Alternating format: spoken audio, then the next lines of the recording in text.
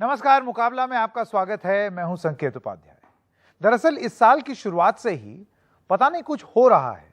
आप एक के बाद एक देखिए, कुछ कुछ चीजें होती चली जा रही हैं। अब कोई प्रमाण तो नहीं है जिससे आप ये कह सकें कि इस सब के तार जुड़े हुए हैं, या एक नफरत का एक बहुत बड़ी स्क्रिप्ट है या पटकथा है जो कि कोई कहीं बैठ करके लिख रहा है, क्योंकि वो जाहिर सी बात है, वो तार जोड़ने वाली बात है। जो विश्लेषक इस बात को जोड़ रहे हैं वो ये कह रहे हैं, लेकिन लगता कुछ इसी तरीके का है। आप एक एक करके देखना शुरू कीजिए। हिजाब का विवाद, यूपी चुनाव के बीच में कर्नाटक में विवाद चल रहा था। हम तो दौरे पर थे उत्तर प्रदेश के चुनाव पे, और जिस तरीके से कर्नाटक का ये पूरा विवाद यूपी में कंज्यूम किया जा रहा था, पश्चिमी उत्तर प्रदेश में, पूर्वी उत्तर प्रदेश में टीवी पर टकटकी लगाए लोग देख रहे थे। क्या ये किसी पटकथा का हिस्सा था?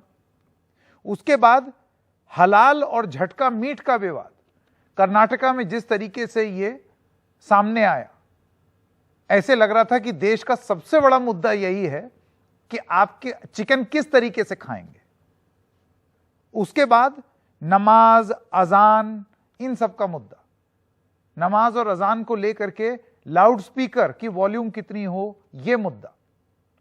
अभी भी कुछ इस तरीके की स्थिति है कि वो लाउड स्पीकर का मुकाबला लाउड स्पीकर से हो रहा है। अजान और हनुमान चालीसा आपस में उनका कंपटीशन चल रहा है, चाहे वो अलीगढ़ हो, चाहे वो मुंबई हो। राजनीतिक उपयोग इन सारी चीजों का लगातार हो रहा है अलग अलग कारणों से।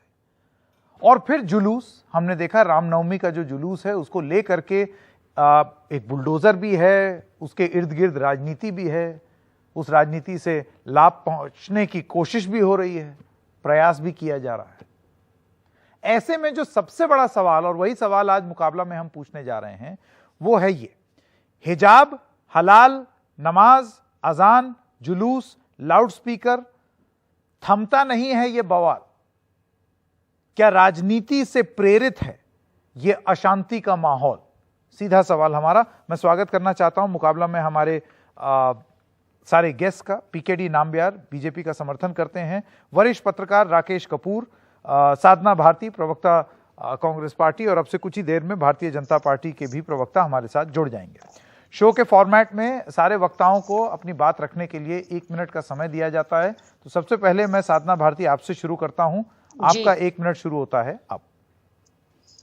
जी आदरणीय संकेत जी, देखिए मैं हमेशा से ये बात कहती हूं कि हिंदुस्तान संविधान पर चलता है और लोकतंत्र में कानून का राज होना चाहिए, बुलडोजर का राज नहीं होना चाहिए। लेकिन जैसा कि अभी आपने कहा, कभी कहते थे अली बजरंग बली, कभी अली बजरंग बली, कभी शमशान कब्रिस्तान, अब अजान और हनुमान। लगातार इस तरह की बातें करके हिंदू मुसलमानों में द्वेष पैदा करना, भाई को भाई से लड़ाना। तो मैं तो हमेशा कहती हूं कि मैंने ये कहा है कि हिंदू मुसलमान में बांटने का काम मत करो। ना मंदिरों को जानते हैं, ना मस्जिदों को जानते हैं, ना शिवालयों को जानते हैं। जो भूखे पेट होते हैं वो बस निवालों को जानते हैं। तो निवाला कैसे जाए गरीबों के मुंह में, बेरोजगारी कैसे मिटे, इन पर ध्यान नहीं है सरकार का। आज सरकार का ध्यान बुलडोजर पर है। कानून राज हटाकर बुलडोजर राज लाने का प्रयास किया जा रहा है। और मुझे लगता है भाजपा समर्पित मुख्यमंत्रियों के लिए बुलडोजर एक स्टेटस सिंबल हो गया है। कभी बाबा बुलडोजर हो गए, अब मामा बुलडोजर हो गए, अब नीतीश बाबू बुलडोजर हो जाएंगे। तो बुलडोजर के राज नहीं हमें चाहिए। हमें चाहिए पेट्रोल डीजल की कीमतें कम हो, हमें चाहिए सिलेंडर की कीमतें कम हो, हमें चाहिए कि जिस तरह से महंगाई की मोदी मारे वो कम हो। ये सब करके बांटने का प्रयास मत कीजिए। जी, अब बुलडोजर गुजरात में भी चल रहा है, अहमदाबाद से भी खबरें आ गई हैं, सब जगह बुलडोजर चल रहा है। और न्याय और अन्याय दोनों ही करता हुआ आरोप तो यही लग रहा है कि एक तरफ न्याय की तरह दिखता है, लेकिन कहीं वो अन्याय तो नहीं कर रहा है बुलडोजर। राकेश कपूर जी, मैं आपके पास आना चाहता हूं। शुरुआती वक्तव्य के लिए आपका 1 मिनट शुरू होता है अब। देखिए संकेत जी, बड़ा स्पष्ट है कि कोई भी राष्ट्र इसमें रहने वाले लोगों से बनता है। और भारत चूंकि एक टेरिटोरियल स्टेट है, ये कोई आइडियोलॉजिकल स्टेट नहीं है, तो इसलिए विभिन्न धर्मों के लोग रहते हैं। लेकिन हमें देखना होगा कि जिस तरीके से हिंदुस्तान की आजादी के तहरीक से लेकर के, इसके आंदोलन से लेकर के, जिस प्रकार की जो जो दुर्भावना, सामाजिक दुर्भावना आपस में एक दूसरे के प्रति और खासतौर से हिंदू मुसलमानों के प्रति फैलाई गई और उसके नतीजे में हमने पाकिस्तान का बनना देखा, तो हम ये चीज समझ सकते हैं कि हिंदुस्तान के अंदर हिंदू और मुसलमानों को लेकर के खास तौर से जिस तरीके से नफरत का जो बयानिया मोहम्मद अली जिन्ना ने 1940 से लेकर के 1947 तक फैलाया था, उसके नतीजे में जो हमारा हिंदुस्तान है, जो आजाद हिंदुस्तान है, उसमें कहीं ना कहीं ऐसा बयानिया पर्दे के पीछे से काम करता रहा है जिससे भारत के हिंदू मुसलमानों में रंजिश का माहौल बना रहे, द्वेष बना रहे। लेकिन हमें इसके साथ इतिहास का वैज्ञानिक और तथ्यपरक विश्लेषण भी करना होगा। इसी हिंदुस्तान में हिंदुस्तान की आजादी की तहरीक के दौरान खास तौर से जो देवबंद के जो मौलाना थे मदनी साहब, मजलिसे जो उनकी तहरीक थी, उसका मुझे नाम ध्यान नहीं आ रहा है, उन्होंने ये कहा था कि हिंदू मुसलमान आपस में मिलकर रह सकते हैं। राकेश जी, वापस आऊंगा आपके पास। पीकेडी नामबियार, आपका शुरुआती वक्तव्य। संकेत जी, मैं तो ये समझता हूं कि 5000 साल पुराना सिविलाइजेशन है भारत का, एंड भारत के अंदर लगभग 1500 साल से मुसलमान है या मस्जिद है या इस्लाम प्रैक्टिस हो रहा है। तो ये अचानक कुछ लोगों को जो हिंदू फोबिया जो जैसे पैदा हो रहे, जो लेफ्टिस्ट और सब मीडिया का लोगों को एक तरह से जो हिंदू नाम से ही नफरत पैदा करना या होना, मैं समझता हूं कि मुस्लिम अपीसमेंट पॉलिटिक्स को धीरे धीरे अंत होना बहुत जरूरी है।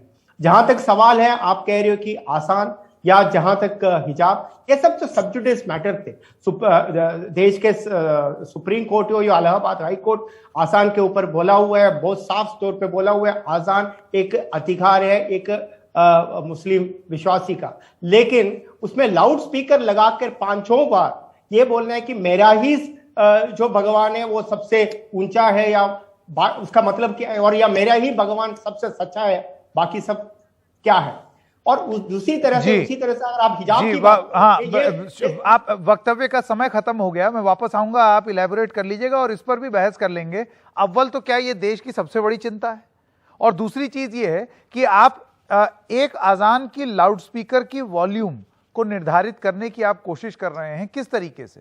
हनुमान चालीसा और जोर से बजा करके, ये भी तो सवाल पूछा जाएगा। ये जो हनुमान चालीसा को अलीगढ़ में और मुंबई में हथियार की तरह जो इस्तेमाल किया जा रहा है, इस पर भी तो सवाल पूछे जाएंगे, क्योंकि आपका बैर लाउडस्पीकर से होना चाहिए, अजान से नहीं। एक सेकंड वापस आएंगे। शुरुआती वक्तव्य के लिए विवेक श्रीवास्तव भारतीय जनता पार्टी के हमारे साथ जुड़ गए हैं। विवेक जी, आपका स्वागत। सवाल मैं एक बार फिर से दोहरा दूं, चाहे हिजाब हो, हलाल हो, नमाज हो, अजान हो, जुलूस हो, लाउडस्पीकर हो, ऐसा लगता है कि बवाल थम नहीं रहा है। सवाल मेरा है कि क्या राजनीति से प्रेरित है ये अशांति का माहौल? शुरुआती वक्तव्य के लिए आपका समय अब शुरू होता है। देखिए संकेत जी, ये राजनीति से प्रेरित विषय नहीं है। देखिए, किसी भी धर्म को समय समय पे अपने अंदर सुधार करने की आवश्यकता होती है, और जब तक उस सुधार से वो धर्म मुंह मोड़ता रहेगा, ऐसी स्थितियां आती रहेंगी।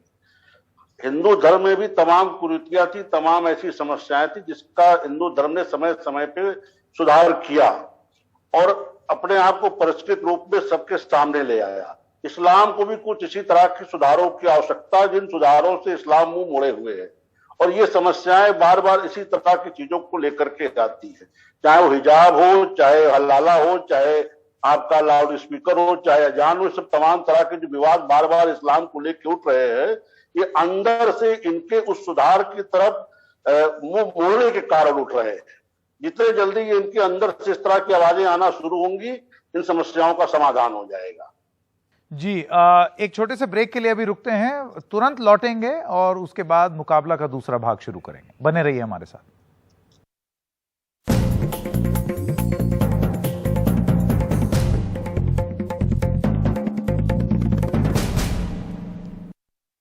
मुकाबला के दूसरे भाग में आपका स्वागत है। मैं अब साधना भारती आपके पास आना चाहता हूं, और अगर आप मुझे इजाजत दें, मैं श्रीवास्तव जी से एक सवाल और पूछ लूं।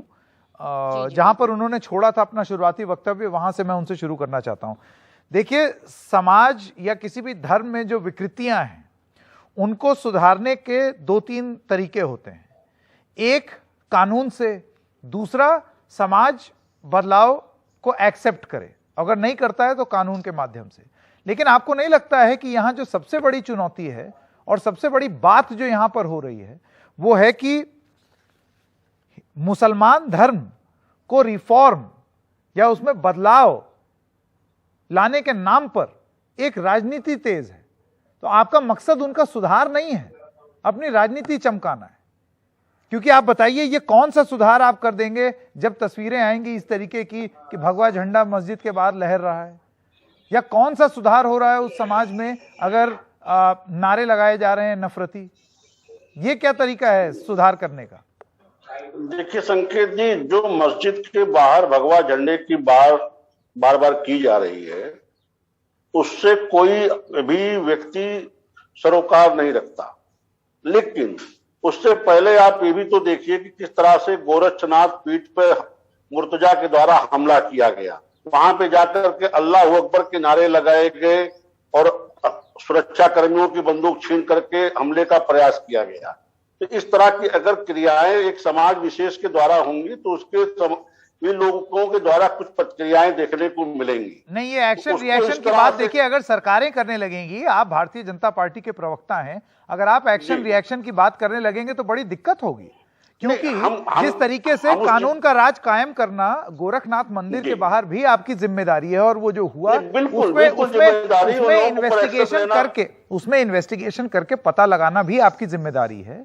उसी तरीके से जहां जहां इस तरीके के नफरती बोल बोले जा रहे हैं, वो भी उसको रोकना आपकी जिम्मेदारी है। आपकी नाक के नीचे अलीगढ़ में लाउड स्पीकर लगने शुरू हो गए हैं। प्रशासन मना कर रहा है एबीवीपी को, लेकिन आपकी स्टूडेंट विंग जो है वो वहां पर जुमे की नमाज के दिन हनुमान चालीसा को स्पीकर से बजा रहे हैं।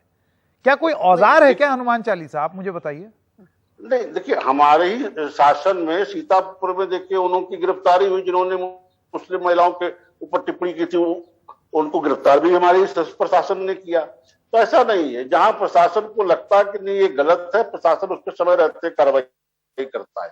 अब अजान को लेकर के मैं राकेश जी से पूछना चाहता हूं। राकेश जी, देखिए, एक होता है कि जैसे कि अभी विवेक जी बोल रहे थे कि हम समाज को बदलना चाहते हैं, तो समाज को बदलने के कई तरीके हैं। कानून लाएं, लेकिन उसके साथ साथ एक भाईचारे का माहौल रहेगा, एजुकेशन पर ध्यान दिया जाएगा तो अपने आप चीजें बदलेंगी। जैसे पॉपुलेशन कंट्रोल पे तमाम बातें बोली जाती हैं कि आप, नीतीश कुमार का खुद का कहना है कि आपको अगर पॉपुलेशन कंट्रोल करनी है तो कानून से ज्यादा एजुकेशन काम आएगी। आपको लगता है यहां पर मकसद सुधार करना नहीं है, मकसद राजनीति करना है? क्योंकि सुधार मकसद होता तो नियत लोगों को दिखती। देखिए संकेत जी, बड़ा स्पष्ट है कि हमारे भारतीय संविधान में जो धार्मिक स्वतंत्रता है वो व्यक्तिगत आधार पर है। सामूहिक आधार पर धार्मिक स्वतंत्रता का कॉन्सेप्ट हमारे संविधान में नहीं है। ये हर आदमी को स्पष्ट होना चाहिए। और जहां तक अजान या हलाल या जो दूसरी झटका या ऐसी दूसरी चीजों का जो सवाल है, यहाँ पर मुख्य सवाल ये आता है कि जो ज़हनियत हिंदुस्तान के अंदर जिन्ना फैला करके गया है, और मैं बड़ी विनम्रता से ये निवेदन करना चाहता हूँ कि जो जिन्ना की ज़हनियत है हिंदुस्तान में, वो अशराफ, हम ये तो बात कहते हैं कि मुस्लिम वोट बैंक बन गया, लेकिन असली सवाल यह है कि खुद मुस्लिम किसके वोट बैंक बन गए? जो अशराफिया मुस्लिम है, अशराफिया जो निगहबानी में के अंदर जो पसमानदा मुस्लिम है, जो 95% कन्वर्टेड हिंदूज हैं मुस्लिम्स में, उनको इस तरीके से बॉन्डेड लेबर बना करके रखा गया है धर्म के नाम पर, उन्हें धर्मांध बना करके हिंदुओं के विरोध में ला करके। ये बात जो है बड़ी खतरनाक है। नामबिहार जी, मेरा सवाल आपसे ये है कि देखिए, जब बहुत मुखर होकर के आप या श्रीवास्तव जी जब ये बोलते हैं कि कानून का राज कायम होना चाहिए, जो कोर्ट ने जो डेसिबल लेवल सेट किया है लाउड स्पीकर में उसका पालन होना चाहिए, तो ये धर्म से ऊपर उठ के इसका पालन क्यों नहीं होना चाहिए, या इसके बारे में बात क्यों नहीं होनी चाहिए? अगर आज बीकेडी नामबिहार मुझे ये बोलें कि कोई भी रिलीजियस प्रोसेशन, चाहे हिंदू, मुसलमान, सिख, ईसाई, बौद्ध, किसी भी धर्म में हो, उसमें डेसिबल लेवल इतना ही हो, सारा विवाद खत्म हो जाएगा। संकेत जी, आपने पर आप और श्रीवास्तव जी बात करेंगे अजान की, कोई और राजनीतिक दल बात करेगा जो डीजे बज रहा है कावड़िया की, तो विभाजित तो आप ही लोगों ने कर दिया। संकेत जी, आपने बात को सच में पहली बार मैं आपको सीधा आपको मुंह पे कहना पड़ रहा है कि दैट आपने पूरी बात को ही घुमा लिया। ये बात तो है ही नहीं है। बात यह है कि दैट एक पर्टिकुलर मस्जिद से या कहीं से भी 5 बार दिन में आपका लाउड स्पीकर पे आजान, कोई भी आजान के खिलाफ नहीं है। आप घर पे आजान कर लीजिए, आप मस्जिद में जाके कर लीजिए, आपका लाउड स्पीकर पे 5 बार हर रोज, आपको सुने ना सुने आपको सुनना पड़ेगा। ये कहां की बात है? रूल ऑफ लॉ है। इसी के ऊपर कोर्ट ने बोला हुआ है, मैं नहीं कह रहा हूं, पीकेडी नंबियार की बात नहीं है, ये तो इलाहाबाद हाईकोर्ट ने साफ बोला हुआ है, सुप्रीम कोर्ट ने भी ये कहा हुआ है। मैं सुन रही हूँ, आदरणीय नामविहार जी को भी सुना, भाजपा के प्रवक्ता जी को भी सुना। देखिए, वैसे मैं तो मानती नहीं फर्क हिंदू मुसलमान का, और जानती हूँ रिश्ता इंसान से इंसान का। धर्म के, देश के, भाषा और देश के फर्क को मिटाएंगे, हम समानता को लाएंगे, और मोदी जी के मायाजाल से इस देश को बचाने के लिए क्रांति को भी उठाएंगे। लेकिन आज सवाल ये है, जब ये कहते हैं कि किसी मुसलमान को हिंदू से डर हो गया कि भाई मुसलमान है, इन्होंने हिंदुओं के साथ ऐसा कर दिया, हिंदुओं ने मुसलमानों के साथ। मैं आपको एक घटना बता देती हूँ, जीवंत उदाहरण दे देती हूँ। मध्य प्रदेश के जिला बालाघाट में एक हिंदू गौरक्षक शिव भक्त लोधी डाली दमाहे जी, जो कि शिव बारात निकालते थे, उनकी हत्या विश्व हिंदू परिषद के गौ तस्कर गुंडों ने इसलिए कर दी क्योंकि उनकी गौ तस्करी के बीच में वो आ गए, पीट कर उन्हें जान से मार दिया गया। किसी भाजपाई ने आवाज नहीं उठाई। विश्व हिंदू परिषद के उन गुंडों के घर पे क्यों नहीं इनका बुलडोजर चलता? भाई, इनका बुलडोजर क्यों बलात्कारियों के संरक्षण करने वालों से डर जाता है? क्यों उस रीवा के उस बाबा तथाकथित कथावाचक जिसने एक बेटी को सर्किट हाउस में बुलाकर शराब पिलाई, उसके साथ बलात्कार किया, और भाजपा के नरोत्तम मिश्रा जी उसको संरक्षण देते हुए नजर आए, क्यों नहीं उसके आश्रम पर आपने बुलडोजर फिरवा दिया? क्यों नहीं आपने छतरपुर के अंदर जो पिछड़े वर्ग की महिला के साथ लवलेश तिवारी पुजारी ने बलात्कार किया, उसके आश्रम पे क्यों नहीं बुलडोजर फेर दिया? क्यों नहीं अजय मिश्रा टेनी जी के घर पर बुलडोजर फिरवा दिया गया? साधना भारती जी का एक सवाल ये है कि ये बुलडोजर जो है वो कुछ सिलेक्टेड पतों तक क्यों जाता है? सबके यहाँ जाना चाहिए। ये इस पे आज ही मुख्यमंत्री का बयान है एक चैनल पे, इसको अगर इन्होंने देख लिया होता तो इस तरह की बात ना करती। शिवराज जी का बुलडोजर हर उस अपराधी के घर जा रहा है जो वांछित है, जिसका मकान अवैध तरीके से बना है या बिना नक्शा। एक एक करके साधना जी, एक एक करके तो हिंदू थे। साधना जी, एक एक करके, ऐसे बहस नहीं हो पाएगी, एक एक करके। उसमें एक धर्म विशेष की बेटी है जिसके बलात्कारियों के ऊपर भी बुलडोजर चला है। उस धर्म विशेष की बेटी का मैं नाम नहीं ले सकता। ये सारी चीजें वहां पे विस्तार से आज मुख्यमंत्री जी ने अपने बयान में एक चैनल विशेष पे बताई है। अगर ये अपनी जानकारी ठीक कर लेती तो आपके यहाँ इस तरह की बात ना करती। मतलब आप बुलडोजर का शासन चलाएंगे, और मैं तो यही कह रही हूँ ना आपसे, अगर बुलडोजर है तो सिलेक्टिव क्यों है? अजय मिश्रा टेनी के सुपुत्र पे तो थी ना आरोप लगा, और उसके बाद एसआईटी की रिपोर्ट भी आई, क्यों नहीं चला दिया आपने बुलडोजर? और रीवा में बताइए, छतरपुर में बताइए ना, जानकारी है। और लोधी डोली दमाए हिंदू थे कि नहीं थे? कब मिलेगा न्याय? हिंदू जो विश्व हिंदू परिषद के गौ तस्कर गुंडे बिठा रखे हैं आपने, उन पर कब मतलब चुनाव आएगा तो गाय मम्मी मम्मी है, और चुनाव गया तो गाय बड़ी यम्मी यम्मी है। ये नहीं चलेगा हिंदुस्तान में। 2 नाव में पैर रखकर आप बेहतर निपार नहीं कर सकते भाई। जो भी अपराध करेगा वो भाजपा की सरकार में बख्शा नहीं जाएगा। अब एक सवाल मैं ये पूछना चाह नहीं, अब मैं एक सवाल ये पूछना चाहता हूं कि क्या ये जो अलग अलग प्रकरण हो रहे हैं, चाहे वो मुंबई हो या अलीगढ़ हो, चाहे वो गुजरात में हो या मध्य प्रदेश में हो, पीकेडी नामबियार हो, तो ये अलग अलग जगह रहे हैं, लेकिन जिस तरीके से हो रहे हैं और जिस तीव्रता से हो रहे हैं, ऐसे लगता है कि कोई सुनियोजित तरीके से हो रहा है, बड़ा कोऑर्डिनेटेड। बिल्कुल कोऑर्डिनेटेड है। 7 स्टेट में रामनवमी के घोष यात्रा के ऊपर आक्रमण हो रहा है। अगर 7 स्टेट्स में झारखंड से लेके, गुजरात से लेकर, मध्य प्रदेश से लेके, अगर हर स्टेट में रामनवमी का दिन में घोष यात्रा के ऊपर आक्रमण हो रहा है, तो बिल्कुल मिलजुल कर एक साजिश के ऊपर हो रहे हैं, उसमें तो कोई 2 डाउट ही नहीं है। आपका खुद का जो मुकाबला के अंदर जो विषय है उसके ऊपर आप फैक्चुअली आज डिबेट करना चाहिए, रादर देन जस्ट आप हवा में बातें करने। बोलिए आप देखिए, हिजाब की बात कर रहे थे। हिजाब की बात किसने शुरू की? कोई संघ परिवार ने शुरू की, कोई बीजेपी वाला ने शुरू की, पॉपुलर फ्रंट ऑफ इंडिया ने उडुपी में शुरू की। बैन करो, आपको बैन पता करो है। PFI को। दूसरी बात किसी उसके सरकार ऊपर नहीं, हिजाब के ऊपर अरे बैन कीजिए ना PFI कर्नाटका पर। हाईकोर्ट ने नहीं, कर्नाटका आपकी हाईकोर्ट सरकार ने है, ऑर्डर बैन किया। बैन कीजिए, फैक्चुअली बात करिए ना अब आप। मैं- PFI को क्यों नहीं बैन करते भैया? पर मैं ऐसे बात अगर नहीं इतना करता। आपको परेशानी है, ऐसे बात क्या आप खुद गलत बात कर रहे हैं? फैक्चुअली कीजिए ना बात। मैं कभी factual हिजाब बात कर किताब रहा हूं, आपने कोर्ट- करा है, एक- क्या एक- एक factual है? करके। PFI को कीजिए एक एक बैन। करके साधना जी, एक अरे एक मैं करके। कोई हाँ। महिला के ऊपर बोल नहीं पाता, मैं साफ मैं सिर्फ कह रहा हिजाब की बात कोई संघ परिवार ने शुरू नहीं की, शुरुआत किया हुआ पॉपुलर फ्रंट ऑफ इंडिया ने कर्नाटक में, उडुपी में। उसके ऊपर कर्नाटक हाईकोर्ट ने ऑर्डर भी दे दिया। फिर किस बात के लिए आप किसी को बोल रहे कि आलोचना किया हुआ है? कोई संघ परिवार ने, कोई बीजेपी वाले ने, कोई आरएसएस वाले ने? बोलने का भी एक लिमिट तक आप किसी के ऊपर एलिगेशन करो, आलोचना करो, कुछ तो मतलब हो। दूसरी बात आपकी दूसरी बात आता है कि आप हर फ्राइडे को आपको हर जगह पे दिल्ली के अंदर, मैं ओखला में मेरे ऑफिस से लेकर अगर जीके एनडीटीवी का स्टूडियो पे आने तक 12 बजे से 2 बजे तक अगर आपको 4 जगह पे रोड बंद किया जाता है, उसको आप ये कहते हो कि एक सेकुलर स्टेट का निशानी है।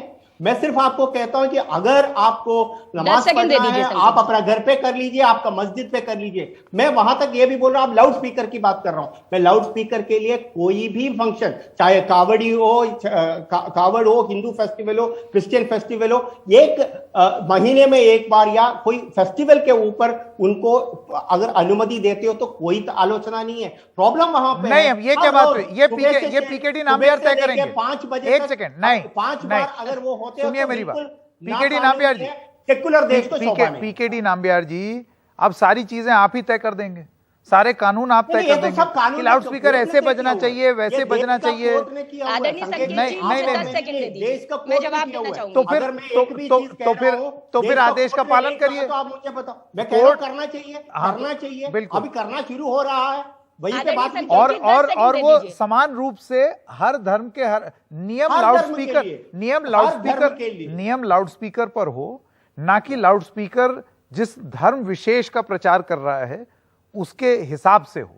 सीधी सी बात, धर्म की डिबेट से ऊपर उठ करके मैं बात आदरणीय कर रहा संकेत जी, हूं। 10 राकेश संकेत जी, जी, एक संकेत जी से एक ही सवाल। हाँ। मैं हमेशा हर रोज सुबह उठकर 5 बजे मैं आपको बोलूंगी कि हनुमान जी के अलावा और कोई भगवान ही नहीं है। भगवान ही है, हनुमान जी ये सब सर्वश्रेष्ठ। ऐसा कौन इसके कह रहा बाद है सब भाई? कुछ भी नहीं है। अगर ऐसे आपको नहीं, हर प्रभात रोज अगर फेरियां भी सुनाए होती थी बात आदरणीय करोगे संकेत तो आप जी, क्या करोगे? बताइए प्रभात ना, आप फेरियां भी बताइए। होती है, आप तो आरतियां भी होती नाम्बियार है, जी, आप राम भगवान की आरतियां भी होती है, आप राम प्रभात भगवान फेरियां की भी भक्त हैं। सुबह होती है भाई। आप राम भगवान लेकिन की आप भक्त हैं। हनुमान चालीसा को और अजान को भिड़वाना चाहते हैं। भक्ति में शक्ति होती है और बहस में विवाद होता है। ना तो अल्लाह विवाद से प्रसन्न होते हैं और ना ईश्वर विवाद से प्रसन्न होते हैं। विवाद से प्रसन्नता है भाजपा को, क्योंकि वोट चाहिए, तो राजनीतिक रोटियां सेकने के लिए विवाद बढ़ाते जाइए। क्या इससे पहले रामनवमी पे क्या शोभा यात्रा नहीं निकलती थी? बिल्कुल निकलती थी। ये आप ही के भाजपा के नेता करौली में नेतृत्व करते हैं और दुकानों में आगजनी कर देते हैं और उससे दंगा बना देते हैं और खुद भाग जाते हैं राजा राम जी। तो ऐसा थोड़ी ना होता है भाई। आप राम को राम से तुलना करने वालों को राज्यसभा पहुंचा दोगे और अपने आप को राम भक्त बताओगे। आप भाई को भाई से लड़ाओगे और अपने आप को कहोगे कि हम एकता की बात करते हैं। तो ऐसा करने का काम मत कीजिए। हम ये कह रहे हैं, बुलडोजर हो चाहे लाउड स्पीकर हो, कानून पे चलेगा लोकतंत्र में शासन। भाजपा का अंधा कानून नहीं चलेगा हिंदुस्तान में। बनाएगा कानून? अरे तो बनाएंगे, ये कानून है, बुलडोजर कानून है, बुलडोजर कानून है क्या? कानून तो आपके नहीं, हिसाब नहीं। से थोड़ी ना चलेगा। कानून के अरे तो आपके हिसाब से नहीं चलेगा, आपके हिसाब से नहीं। दंगाई कौन दंगाई से प्यार कर रहा है? कौन है दंगाई? आप तय करेंगे, आप तय करेंगे दंगाई कौन है, आप करेंगे तय। एक एक करके नहीं, इस तरीके से बहस नहीं, इस तरीके से बहस नहीं, प्लीज प्लीज साधना जी और पीकेडी नाम्बियार, इस तरीके से बहस नहीं, क्योंकि होगा क्या कि सिर्फ शोर सुनाई देगा, बात बनेगी नहीं। उस तरीके की बहस अगर आप सुनिए तो तमाम चैनल है भरे पड़े हैं, देख लीजिए आपको जिस जहां देखना है। राकेश जी, मैं आपके पास आना चाहता हूं और सवाल मेरा वही है फिर से, ताकि हम कहीं खो ना जाएं इस शोर शराबे के बीच में, कि क्या ये राजनीति से प्रेरित अशांति का माहौल है? आप अगर कुछ बदलाव करना भी चाहते हैं तो क्या इस तरीके से अशांति का माहौल बना करके किया जा सकता है? और क्या ये रिस्पॉन्सिबिलिटी सरकारों की नहीं हो जाती कि अगर आप कुछ बदलाव लाना चाहते हैं, आप कैसे उम्मीद करेंगे, राकेश जी, कैसे उम्मीद करेंगे कि लोग अपना हित जो सरकारें करना चाहती हैं वो हित देखें एक समुदाय में, अगर बयान इतने तीखे, इतने गंदे और इतने विभत्स हों? देखिए संकेत जी, बड़ा स्पष्ट है। एक बात आपको मान के चलनी पड़ेगी कि भारत में, खासतौर से जो भारत के मुसलमानों में जिस प्रकार से धर्मांधता फैलाने का एक पूरा अभियान फैलाया गया और उसके आधार पर भारत के दो टुकड़े हुए। मैं आपको एक उदाहरण देता हूं, क्योंकि इस्लाम धर्म को लेकर के जो एक कट्टरपंथी माहौल बना हुआ है उसे उस तरफ भी हमें देखना होगा, एक सजग भारतीय नागरिक के रूप में, एक हिंदू मुसलमान के रूप में नहीं। मैं एक उदाहरण देता हूं, 1969-70 में बाबू जगजीवन राम, जिन्हें गीता कंठस्थ थी और रामायण भी उन्हें याद थी, उन्होंने पहली बार रामायण पर तनकीद की, आलोचना की कि ढोर गंवार शूद्र पशु नारी ये सब ताड़न के अधिकारी। बाबू जगजीवन राम ने तुलसीदास की इस रचना को चुनौती दी थी कि ये रामायण में ये उपयुक्त नहीं है। इस तरीके से आज इस्लाम धर्म की जो हदीसें हैं उन्हें सऊदी अरब का राजकुमार मोहम्मद बिन सलमान जिनका नाम है वो चुनौती दे रहा है और कह रहा है कि ये बहुत बात की लिखी हुई है, किसने क्या लिखी है हम सबको मानने के लिए तैयार नहीं, हमें आगे जाना चाहिए। हिंदुस्तान के मुसलमानों को भी ये सोचना होगा कि अगर रामनवमी का जुलूस किसी मुस्लिम मोहल्ले से निकलता है तो राम इस देश की पहचान है। इकबाल, जिसने शुरू में सारे जहां से हिंदुस्तान लिखा और तसव्वुर पाकिस्तान करने वाले भी इकबाल थे, उन्होंने कहा कि राम इमाम हिंद थे। हमें देखना होगा, इस धरती की संस्कृति से हमें बंधना होगा। लेकिन दिक्कत यह पैदा कर दी गई मोहम्मद अली जिन्ना के बयानिया ने 1937 के बाद हिंदुस्तान में कि जो हिंदुस्तान पर आक्रमणकारी थे वो मुस्लिम थे, इसलिए मुस्लिमों के नायक हो गए। नहीं, उन्होंने ही मुस्लिमों पर, हिंदुओं पर उस समय के जुल्म ढाए थे।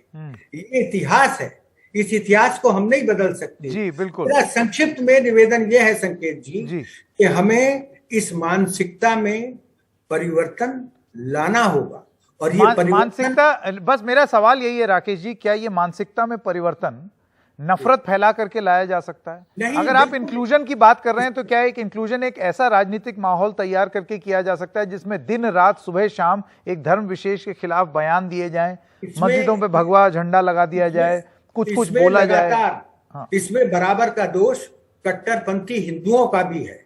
गालिब ने तो 1856 में लिख दिया था, जो आज हम जिस बात की, नकाब की या जिस हिजाब की बात कर रहे हैं, कि शर्म है अदाए नाज अपने ही से सही, कितने हैं बेहिजाब की हैं यूं हिजाब में।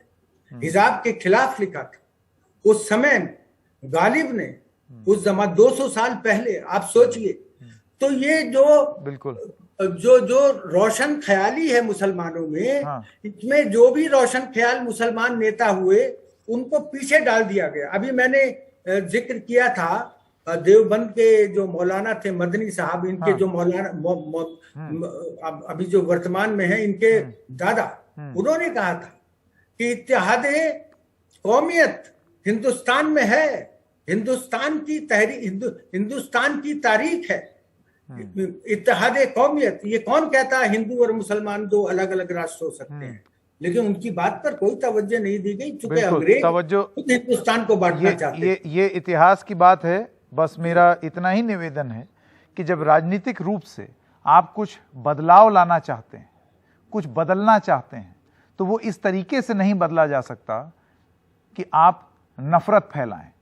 जैसे कि यहां पर भी इस चर्चा में भी बड़ा साफ है कि कभी भी इस तरीके से आप कोई बदलाव नहीं ला पाएंगे। किसी की गर्दन पकड़ करके आप उसको ये नहीं बोल सकते कि तुम्हारे हित में कर रहा हूं, तुम्हारी गर्दन मैंने दबाई है तुम्हारे हित के लिए। ये नहीं चल सकता, ना इतिहास में चला ना अभी। एक छोटे से ब्रेक के लिए रुक रहे हैं, अभी हाजिर होते हैं।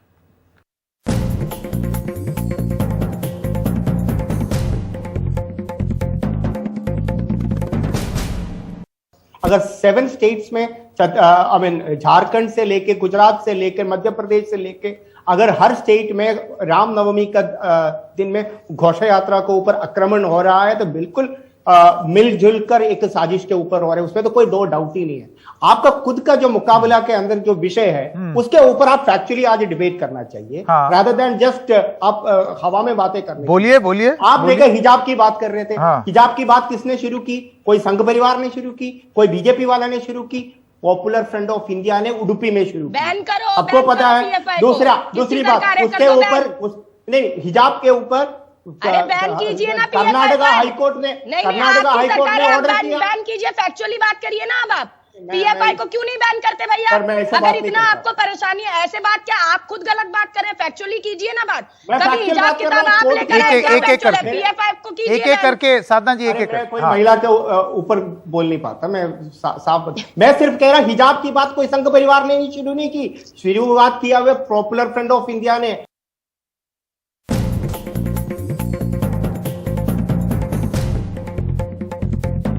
मिस्टर टेनी के सुपुत्र पे तो थी ना आरोप लगा, और उसके बाद SIT की रिपोर्ट भी आई। वो जेल क्यों नहीं गए, चला दिया उन्होंने- आपने बुलडोजर? और रीवा में बताइए, छतरपुर में बताइए ना, जानकारी है। और लोधी डोली दमाए हिंदू थे कि नहीं थे?